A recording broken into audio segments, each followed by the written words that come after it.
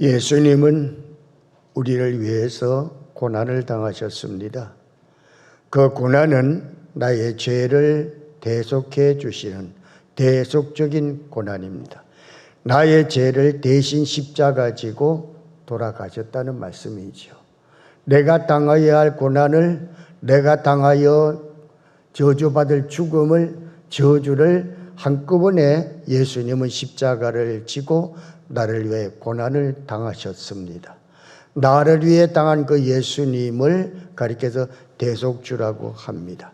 나를 대신해서 내 모든 걸 지셨다 해서 대속주입니다. 그래서 우리는 대속적인 은혜를 입었고 대속적인 고난을 받는 그 모습을 우리가 보면서 우리도 이 고난에 함께 동참할 수 있는 삶이 되기를 주의 이름으로 소원합니다. 그런데 하나님께서는 사람을 창조하셨을 때에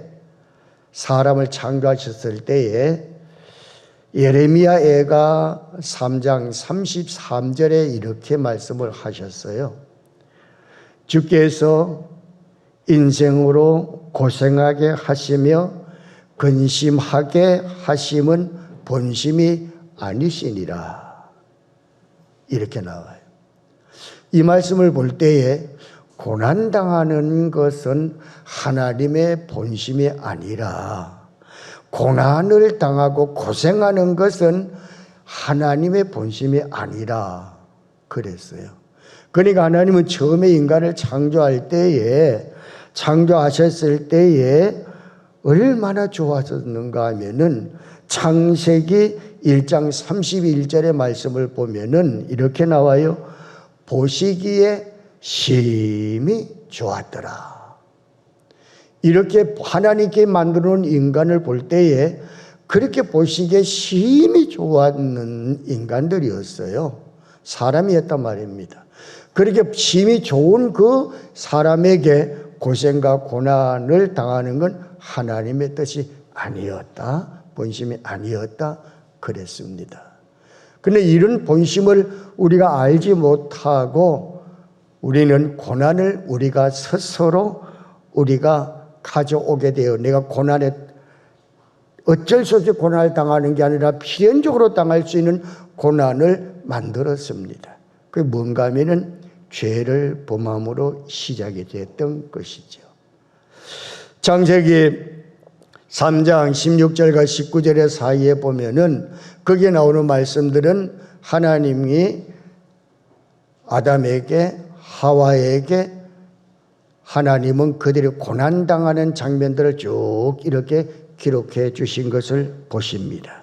여자가 이르되 내가 내게 인심하는 고통을 크게 더하리니 내가 수고하고 자식을 낳을 것이며 너는 남편을 원하고 남편은 너를 다스릴 것이니라 하시고 아담에게 이르시되 내가 내 아내의 말을 듣고 내가 내게 먹지 말라 한 나무의 열매를 먹었은즉 땅은 너로 말미암아 저주를 받고 너는 내 평생에 수고하여야 그 소산을 먹으리라.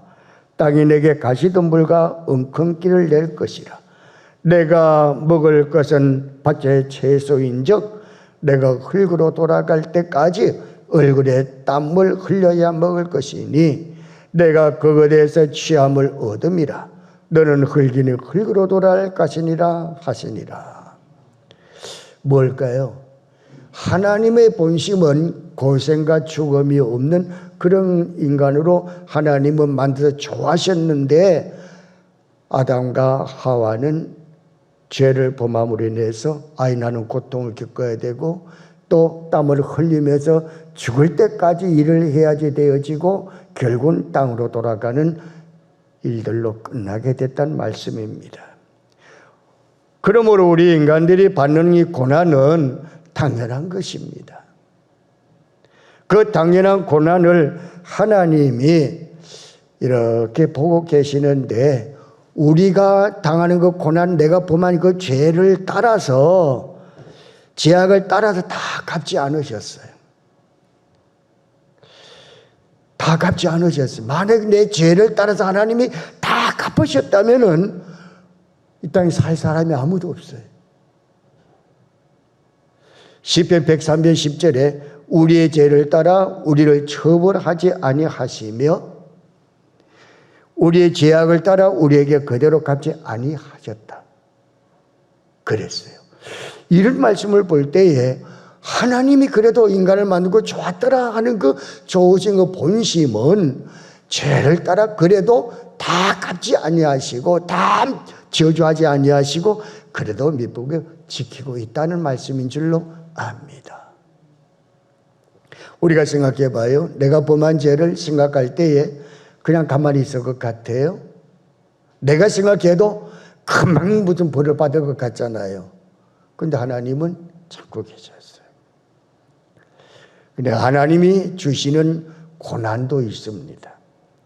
하나님 주시는 고난은 이 고난에는 그 죄악의 징계로 하나님이 주시는 고난이 있지만은 그러나 하나님이 사랑하는 사람에게는 축복을 주기 위하여 주시는 고난도 있다 그랬어요.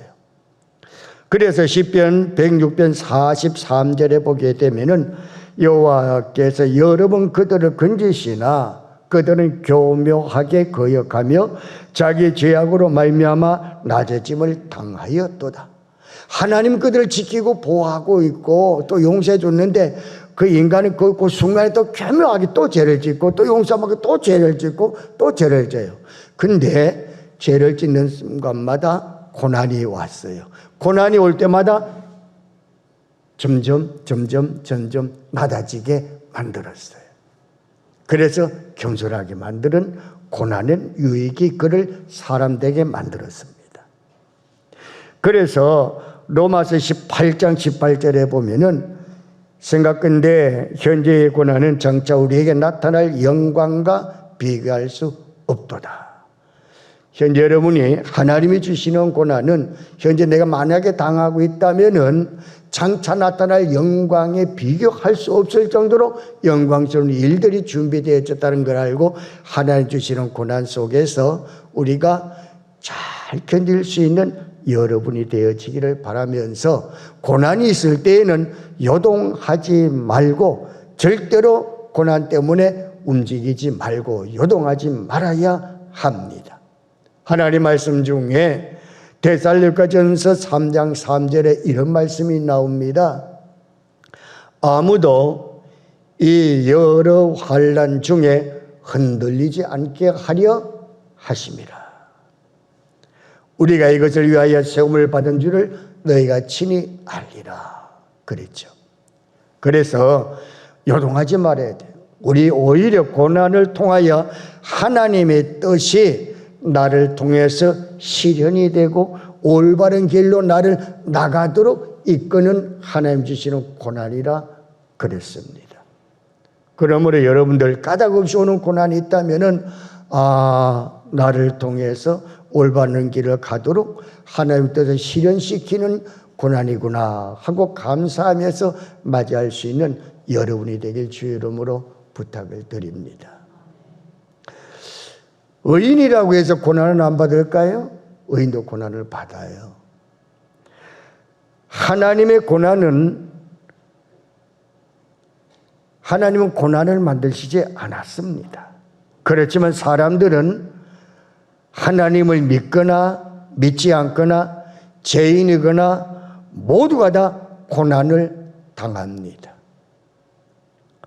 고난을 피해가는 방법은 아무 고대도 없습니다. 욥을 잘 알지요. 그는 순전한 사람이라고 그랬죠.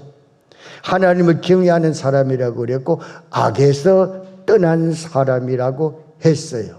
그가 고난 받아야 할 아무런 이유가 없어요. 그런데 그는 고난을 당합니다. 욥기서 1장 1절에 기록되어 있죠. 우스 땅 욥이라 불리는 사람이 있는데 그 사람은 온전하고 정직하여 하나님을 경외하며 악에서 떠난 자더라. 이 말씀 볼 때에 그는 의인이란 말입니다. 의인이라도 고난을 당합니다. 그래서 모세가 의인이고 악에서 떠난 사람이 고난당하고 하는 걸 보니까 모세가 마음에 좀 언짢았어요. 아이고, 하나님은 의인과 악인을 구분하지 않고 왜 의인에게 이런 고난을 주시지? 하면서 창세기 18장 25절에 모세가 하는 말이 나와요. 주께서 이같이 하사 의인과 의인을 악인과 함께 죽이심을 부당합니다. 의인과 악인을 같이 하심도 부당하나이다. 모세가 하나님 앞에 항의하는 말이에요. 세상을 심판하시니가 정의를 행하실 것이 아니니까 모세가 한 말입니다.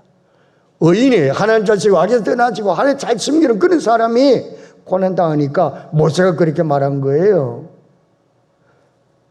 하지만 하나님은 선한 사람과 악인을 동등하게 대우를 하십니다. 마태복음 5장 45절에 이렇게 기록되어 있어요. 이같이 한즉 하늘에 계신 너희 아버지의 아들이 되리니 이는 하나님이 그 해를 악인과 선인에게 비추시며 비를 의로운 자와 불의한 자에게도 내려주심이라. 만약에 하나님이 의인에게만 빛이 비치고 의인의 밭에만 비가 오게 되고 악인은 매 사는 데는 깜깜하고 악인의 밭에는 비가 안 온다면은 이건 벌써 구분되잖아요. 그런데 하나님은 의인과 악인 똑같이 취급하십니다. 세상 사람들은 모두가 다 고난 아래 있습니다. 고난은 절대적이라고 했습니다. 다만 고난을 어떻게 내가 받아들이느냐에 차이가 있을 따름이죠. 성도들은 고난을 받아들이는 지혜를 배워야 합니다. 고린도후서 4장 17절에 말씀합니다. 우리가 잠시 받는 환난에 경한 것이 지극히 크고 영원한 영광에 중한 것을 우리에게 이루게 함이니 잠시 받는 고난은 경한 것이라고 그랬어요. 그 영원한 영광 중에 이루게 하는 것이라고 그랬어요. 그래서 우리는 이런 고난이 의인에게는 예수 믿는 사람인데 하나님 섬기고 악에서 떠났고 아무 죄도 짓지 않았는데 내게 이런 것이 왔구나 할 때에 바르게 받아들여서 지극히 여러분들은 영광 중에 이룰 수 있는 지혜로운 삶을 가지고 사시기를 주의 이름으로 축복합니다. 자, 이제 예수님의 고난을 이제 보겠습니다. 예수님의 고난을 보는데 예수님의 고난은 우리가 현재 기간은 어떤 게 사순절 기간에서 예수님께서 행하신 것 고통에 대한 모든 것이 시작되는 어려운 길을 걷고 있는 순간 우리 인간들을 대신해서 대속의 십자가를 지기 위한 그런 고난의 길을 걸어가고 있는 순간의 날들입니다.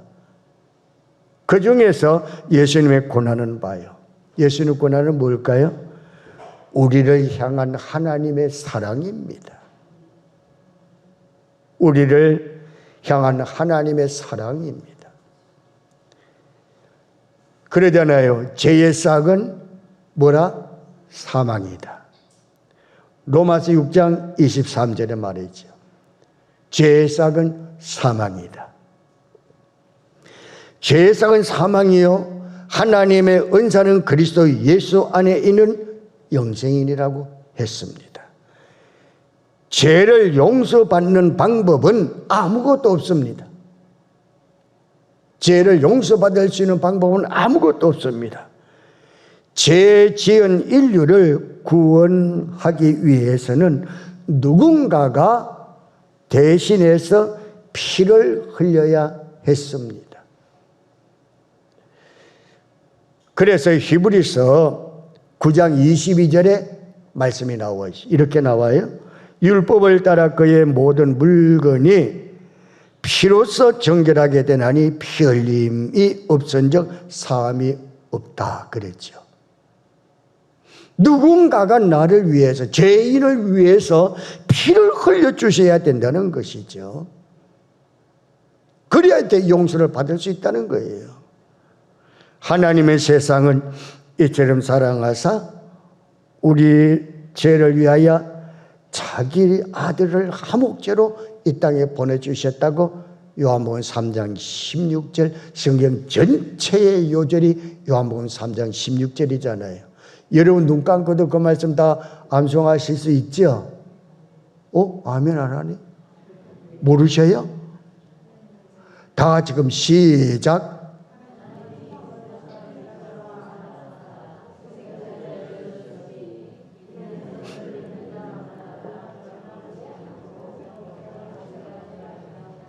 고마워요. 감사해요. 이 말씀 꼭 다시 한번 집에 가서 보고 성경 66권의 전체 총 요절이 이 말씀이에요. 다 외우시기 바랍니다. 하목제로 아들 예수님을 보내주셨어요. 우리가 죄인임에도 불구하고 우리에게 대한 하나님의 사랑을 확정하신 말씀입니다. 로마서 5장 8절에 말할 때 우리가 아직 죄인 되었을 때에 그리스도께서 우리를 위하여 죽으심으로 하나님께서 우리에게 대한 자기의 사랑을 확정하셨느니라.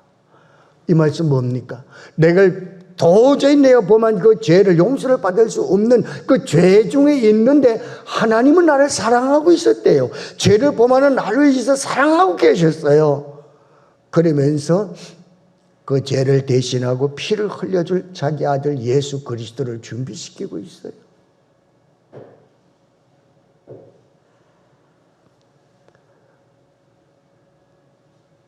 그것이 바로 확정적으로 예수 그리스도를 이 땅에 나의 죄를 대속하여서 보내주시고 십자가를 지게 하신 거예요. 그래서 죄의 대속을 위해서 구약 성경에 보면은 어떤 행위가 이루어졌는가를 보게 되어져요. 구약에 보게 되면은 죄에 대하여, 죄를 범한 사람에 대하여 보게 되면은 성막에 나오는 이 말씀 중에서 이야기가 되어지면서 예배 모범이 시작되어지는 말씀들이 나와요. 거기에 말씀을 보게 되면은 제물이 필요했어요. 나의 죄를 대속함을 받기 위해서는 제물이 필요했어요. 속죄하는 자는 백성에게 끊어질 뿐만 아니라 여호와의 진노가 임했던 거예요. 용서를 받지 않으면은 끊어지게 된다 그랬어요. 그래서 민수기 16장 46절을 보니까 모세가 마음이 급해졌어요. 백성들이 죄를 막 범하게 되어지고 하나님과 끊어지게 되고 막 무서운 하나님의 진노가 일어나게 되니까 모세가 급해져 가지고 민수기 16장 46절에 나오잖아요. 이에 모세가 아론에게 이르되 너는 향로를 가져다가 제단에 불을 거기에 담고 그 위에 향을 피워 가지고 급히 회중에게로 가서 그들을 위하여 속죄하라. 여호와께서 진노하셨으므로 연병이 되었습니다. 이 인간들이 죄를 범하니까 연병이 땅에 떨어져서 많은 사람이 막 질병으로 막 고통당하고 있는 그때에 모세가 아론에게 시켜서 속히 잊어버린 제물을 가져가서 그들을 해서 제단에 드리라고 했던 거예요. 피를 흘리게 했던 거예요. 백성의 속죄를 위해 드리는 것은 모든 제물의 피를 흘림으로써 죄 지은 자가 그 순간에 피를 통하여 정결하게 되어졌던 것입니다. 그러기에 이러한 것들을 볼 때에 히브리 9장 22절에 말씀하기를 율법을 따라 그의 모든 물건이 피로서 정결하게 되나니 피 흘림 없은즉 사함이 없느니라 그랬죠. 여러분, 그러기에 예수 그리스도도 예수님 많은 사람을 담당하시고 단번에 들이신 바가 됐어요. 담당하고 단번에 들이셨는데 어떻게 들으셨을까요? 십자가에서 피를 흘림으로 드렸던 거예요. 십자가에 피를 왜 흘렸어요? 나의 죄를 다 용서해 주시기 위하여, 정결하기 위하였던 거예요. 그러기에 우리 그리스도인들은 많은 죄를 담당하시고 단번에 들으신 바 되어신 예수님. 히브리 9장 28절에 이와 같이 그리스도도 많은 사람의 죄를 담당하시려고 단번에 들으신 바 되셨고 구원에 이르게 하기 위하여 죄와 상관없이 자기를 바라는 자들에게 두 번째 나타나시니라. 우리의 범죄함을 위하여 예수님은 이 땅에 우리들을 오셔가지고 내어주셨던 거예요. 십자가의 피를 흘림으로 내어주셔서 우리는 죄에서 정결하게 만들어주셨던 기간이 사순절 기간, 십자가의 고난. 로마서 4장 25절에 예수는 우리가 범죄한 것 때문에 내줌이 되고 또한 우리를 어렵게 하시기 위하여 살아나셨느니라. 십자가에서 우리의 모든 죄를 다 용서하고 또 우리를 의롭게 하기 위해서 부활하는 역사까지 이루어졌다는 말씀이 있죠. 왜 그러셨을까요? 왜? 우리들의 구원을 위해서입니다. 우리들의 구원을 위해서. 죄악으로 죽을 수밖에 없던 우리를 구원하시려고 하나님은 화목제물로 예수님을 보내주셨습니다. 우리의 의로운 행위로 인한 것이 아니기에 구원의 사역은 하나님의 특별한 선물입니다. 에베소 2장 28절에 에베소 2장 8절에 너희는 그 은혜에 의하여 믿음으로 말미암아 구원을 받았으니 이것은 너희에게 나타난 것이 아니요 하나님의 선물이라. 오늘 우리는 구원받은 우리는 하나님의 선물을 다 받으셨습니다. 저도 여러분도 다들 받으셨습니다. 뭐를? 하나님의 선물을.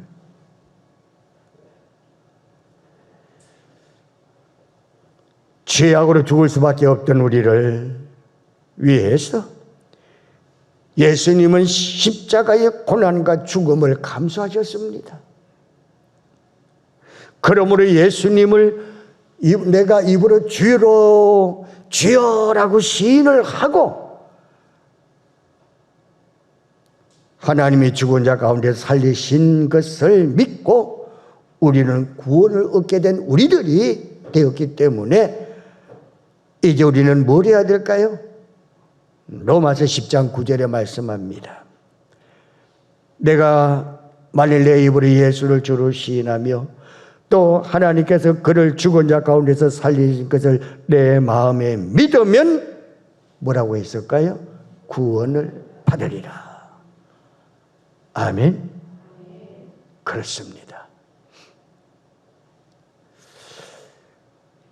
오늘 우리는 모두가 다 대속적 고난에 있는 성도들입니다. 대속적 고난에 있는 성도는 뭔가 하면은 예수 그리스도께서 나를 위하여 십자가를 짐으로 인해 가지고 고난 당하심으로 말미암아 나하고 하나님과의 관계 속에 죄라고 하는 것이 중간에 가로막혔는데 이 죄라는 건 예수님이 다 담당해 가셨기 때문에 죄가 없어졌어요. 정결하게. 그 순간에 나와 하나님과 거리가 멀었던 죄 중간에 막혔던 담이 없어짐으로 나와 하나님과는 화목하게 되었더라. 하나가 됐다는 거예요. 얼마나 중요한지 몰라요. 그래서 화목하게 된 거예요. 화목하기 전에는 어떤 관계였을까요? 하나님과 원수된 상태였다고 그랬어요. 예수님이 나의 죄를 대속하기 이전까지는 하나님과 내가 원수였어요. 로마서 5장 10절에 말씀합니다. 곧 우리가 원수 되었을 때에 그의 아들의 죽으심으로 말미암아 하나님과 화목하게 되었은즉 화목하게 된 자로서는 더욱 그의 살아나심으로 말미암아 구원을 받을 것이니라. 아멘. 확실하게 나와 있잖아요.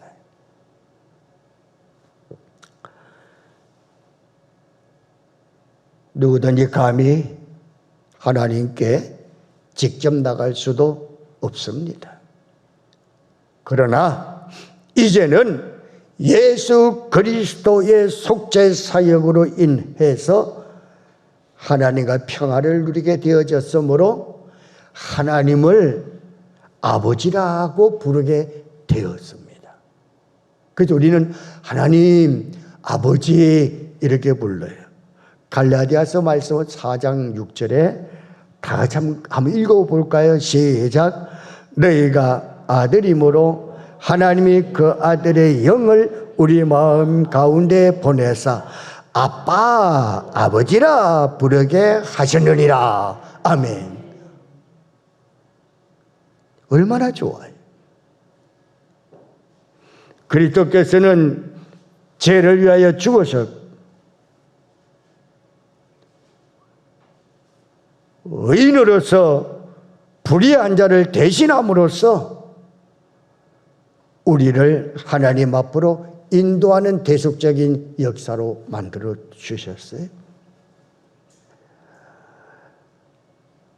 베드로전서 3장 18절에 말합니다. 그리스도께서도 단번에 죄를 위하여 죽으사 의인으로서 불의한 자를 대신하였으니 이는 우리를 하나님 앞으로 인도하려 하심이라. 육체는 죽임을 당하고 영혼은 살리심을 받으셨으니 예수님은 의인이지만은 어떤 우리 이 죄인을 위해서 고난을 받고 죽으셨다는 거예요.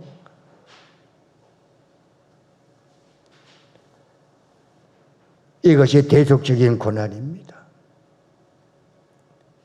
그것이 대속적 고난으로 하나님은 우리의 죄와 불법을 대속해 주신 예수님께서는 죄와 모든 불법을 이제는 기억하지 않으신다고 그랬어요. 한번 용서해 주신 주님께서는 나를 위해 십자가에 지시고 피를 흘리신 그 예수님께서는 히브리 10장 17절에 이렇게 말합니다.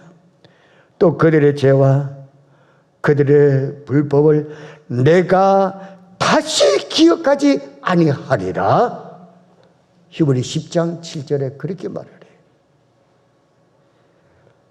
그래서 죄를 다 용서받은 우리들이기 때문에 이제 우리는 담대하게 하나님께 나갈 수가 있습니다. 우리 여러분들은 하나님 앞에 담대하게 나오셔서 하나님의 구속적인 사역에 대한 은혜를 누리면서 감사할 수 있는 여러분들에게 주의 이름으로 축복합니다. 여러분,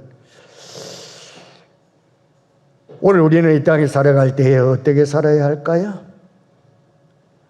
대속함을 받은 우리들은 이제 주의 은혜 가운데서 주의 뜻을 잘 받들어가며 말씀으로 믿음으로 하나님 앞에 영광 돌리면서 살아야 되는데 좀 말씀을 쭉 좀 건너뛰어 가지고 말씀을 좀 드릴게요.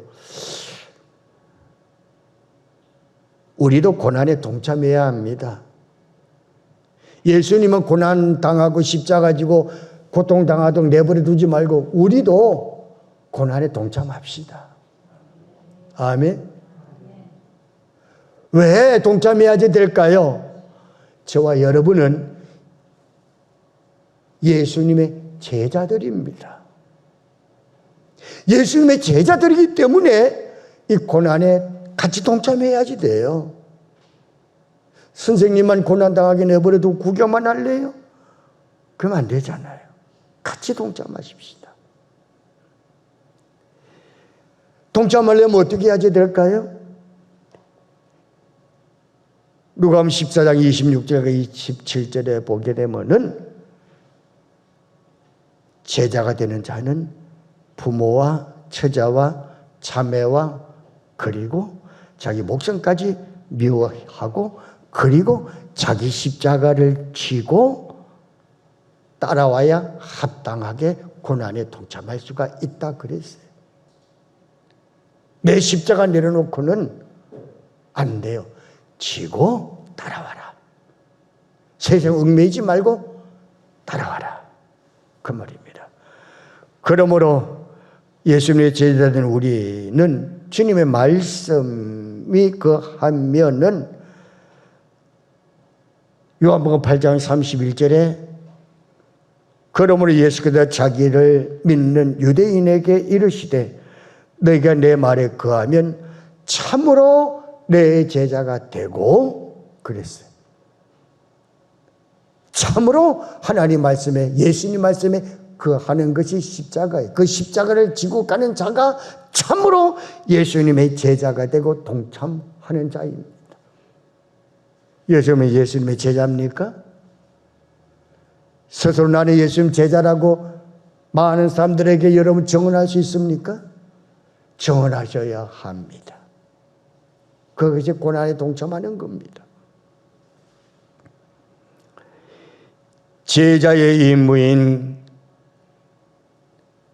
복음을 전파해야 합니다.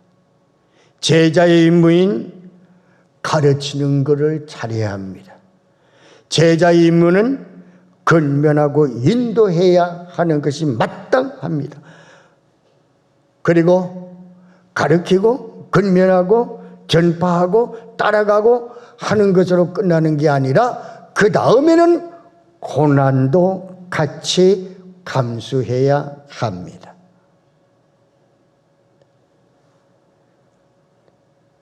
왜요? 예수님의 명령이기 때문에. 사도행전 14장 22절에 제자들의 마음을 굳게 하여 이 믿음에 머물러 있으라 하고 건하고 또 우리가 하나님 나라에 들어가려면 많은 환난을 겪어야 할 것이라 그렇게 말씀해요. 하나님 나라에 그냥 들어가는 게 아니고 고난에 동참해야만, 고난의 십자가를 지고 내 십자가를 지고 가야만이 하나님 나라에 갈 수 있다는 거예요. 그래서 디모데후서 4장 5절에 너는 모든 일에 근신하여 고난을 받으며 전도인의 일을 하며 내 직무를 다하라 이렇게 권면하고 있습니다. 하나님 자신이 여러분, 우리 성도는 고난을 예상해야 합니다. 고난을 당할 때에 요동하지 말아야 합니다. 오히려 고난에 동참하고 그 가운데 서서 하나님 말씀을 바르게 지키도록 노력을 해야 합니다. 그러면 주님께서는 우리에게 어떻게 하실까요? 요한복음 16장 33절에 말씀합니다. 세상에서 너희가 환난을 당하나 담대하라. 내가 세상을 이겼노라. 아멘. 잘 믿는 자 고난을 당했을 때에 우리 주님은 격려하시는 거예요. 내가 세상 다 이겨놨어. 걱정하지 말고 너 고난 잘 당해라. 움직이지 말고 잘 오르 흔들리지 마. 내가 다 이겨놨어. 이 말씀이에요. 그러면서 고난 당할 때 우리가 뭘 해야 될까요? 증거를 보여주어라 그랬어요. 세상에 사는 사람은 누구나 고난을 받습니다. 믿음을 가졌다고 고난이 면제되는 건 아닙니다. 특별한 사명을 가졌다고 고난 면제받는 것도 아닙니다. 예수님도 선지자도 제자도 고난을 당했습니다.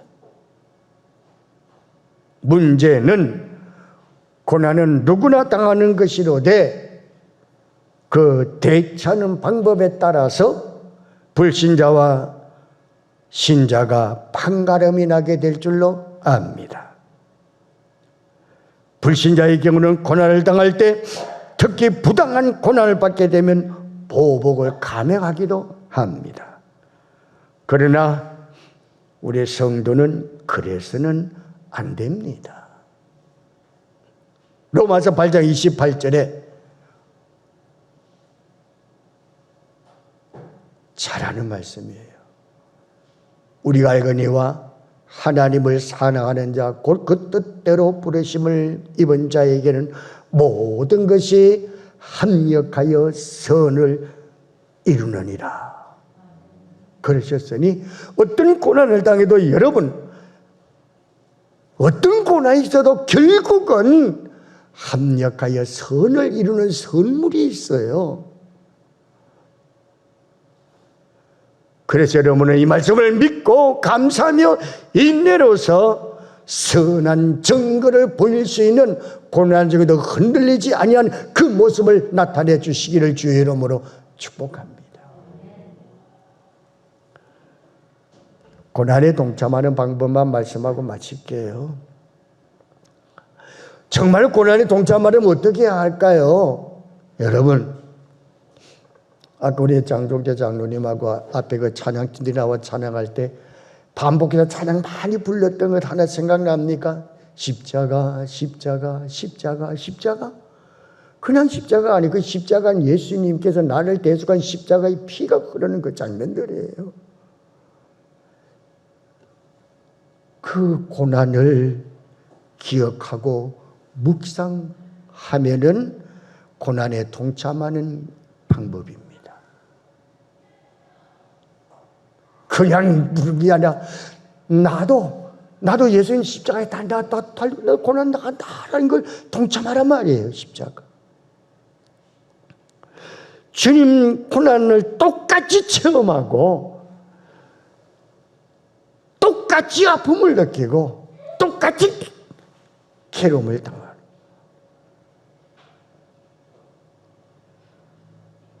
우리는 그 고난의 길을 우리는 갈 수는 없다고 할지라도 주님의 고난을 기억하고 묵상하는 것은 말씀에 바로 서고 하나님이 요구하시는 길인 줄 알고 깊이 묵상하고 함께 동참할 수 있는 삶이 되는 길이 된다면 내가 지금 그 고난에 동참하고 있는 순간들이에요.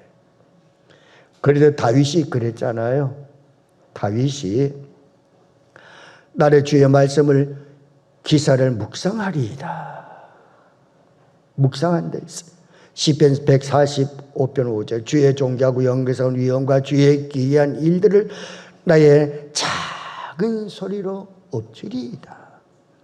119편 99절에 내가 주의 증거들을 늘 엎조리어 나의 명찰하여 나의 모든 스승보다 나으며. 하나님 말씀을 주님의 고난을 함께 엎조리면서 생각하면서 거기에 작은 소리로 그 신음하는 소리를까지 이 다윗과 함께 거기에 고통하며 당하면 동참했다는 말씀이죠.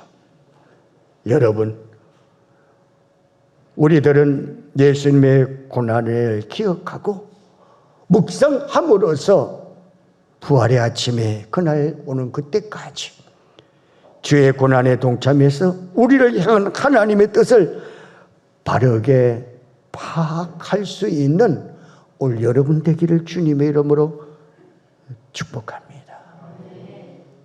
꼭 그래야 됩니다.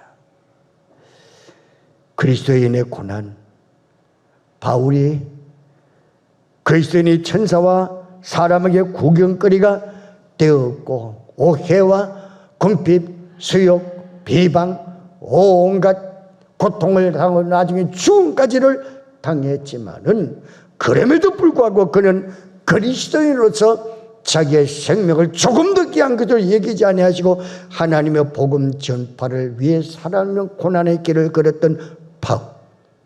사도행전 20장 23절과 24절, 고린도후서 11장 24절과 25절에 그의 행적이 기록되어 있습니다. 우리도 세상 사람들이 무슨 말을 한다 할지라도, 동족이 무슨 말을 한다 할지라도, 가족이 무슨 말을 한다 할지라도 그리스도인의 모습으로 예수 그리스도의 고난에 동참해서 모습을 보여드릴 수 있는 여러분의 삶이 되기를 주의 이름으로 소원합니다. 그러면 우리가 고난을 당하면은 어떻게 될까? 주님께서 고난 당하는 그냥 이렇게 쳐다만 보고 구경하실까요? 아니에요. 조금 넘어가서 말씀을 좀 보게 되면은 고난에 동참하는 자에게는 약속을 해 주셨어요. 그 약속이 뭔가? 상급을 약속했습니다. 상급이 있어요. 바울은 로마서 8장 18절에 말합니다. 생각하건대 현재의 고난은 장차 우리에게 나타날 영광과 비교할 수 없도다 그랬잖아요. 우리가 작은 고난 때문에 장차 나타날 큰 영광을 버리진 못하잖아요. 이미 큰 영광을 상급을 준비해 놓고 계셔요. 고난을 참는 이기는 자에게 주시라고요. 그리고 디모데 2장 22절 보면 왕노릇하게 해주겠다고도 했어요. 로마서 8장 17절에는 우리가 그와 함께 영광받기 위하여 고난도 함께 받아야 될 것이니라. 영광을 위해서는 우리가 고난을 주님과 함께 받아야 된다고 했습니다. 고난을 꼭 받아야 됩니다. 그러므로 우리 성도는 그리스도의 약속을 믿고 기뻐하면서 소망을 가지고 사시기를 바랍니다. 고난당할 때 우리 주님은 우리의 뭐가 되는가 하면 피난처가 되신다 그랬어요. 사망이 엄청난 골짜기에 달릴지라도 주께서 나와 함께 하시고 주의 지팡이와 막대기 나를 안위하시나이다 하셨어요. 고난당하여도, 내가 현재 고난당하여도 주님 안에 있습니다. 내가 고통을 당해도 주님 안에 있습니다. 내가 어려움을 겪어도 주님 안에 있습니다. 주님 안에서 받는 고난입니다. 그렇기 때문에 영광을 바라보시기를 주의 이름으로 축복합니다. 그런 자에게 마지막 큰 선물 하나 주셔요. 주님 말씀 사도행전 요한복음 14장 2절과 3절에 뭐라고 하셨을까요? 내 아버지 집에 거할 것이 많도다. 그렇지 않으면 너희에게 일렀으리라. 내가 너희를 위하여 거처를 예비하러 가노니 가서 너희를 위하여 거처를 예비하면 내가 다시 와서 너희를 내게로 영접하여 나 있는 곳에 너희도 있게 하리라. 천국의 복입니다. 고난을 잘 견딘 자는 천국의 축복, 영원히 죽지 않고 영원히 목마르지 않고 영원한 곳에서 평안한 곳으로 우리를 이끌어 마지막이 되어지는 축복인 줄로 믿습니다.